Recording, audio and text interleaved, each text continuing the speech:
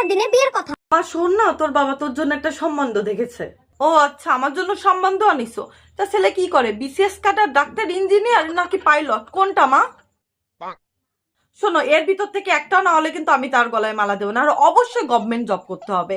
আর কয়টা বাড়ি তার? আরে আমি তো তোর পছন্দ সম্বন্ধে জানি, আমি তো যে কোনো ছেলেই আনবো না, তাই না? কয়টা গাড়ি, বিএমডব্লিউ কার না থাকলে কিন্তু আমি তার গলায় তো মালাই দেবো না। তুমি তো জানো আমার চয়েস সম্বন্ধে। আর টিকটক স্টার হতেই হবে। বুইরা হলেও সমস্যা নাই, কিন্তু আমার সাথে টিকটক করতে হবে। আমি যেহেতু টিকটক সেলিব্রিটি, সেহেতু আমার সাথে টিকটক না করলে কিন্তু আমি তার গলায় তো মালাই দেবো না, তার সঙ্গে কোনো কথাই আমার হবে না। বয়স একটু সুগার ড্যাডি হলেও প্রবলেম নাই, বুড়ো মইরা যাবে, আমি তো সব সম্পত্তির মালিক হবো। তারপরে তো টাকাই টাকা, টাকার বিছানায় ঘুমাবো, খাবো, যা ইচ্ছে তাই করবো। ঠিক আছে, এরকম সম্বন্ধ যদি তুমি দিতে পারো তাহলে আমি বিয়েতে রাজি আছি, তাছাড়া আমি আদারওয়াইজ কিন্তু আমি বিয়েতে রাজি না। এবার তুমি এরকম সম্বন্ধ খুঁজে দেখো, ঠিক আছে? আর আমি তো তোর পছন্দ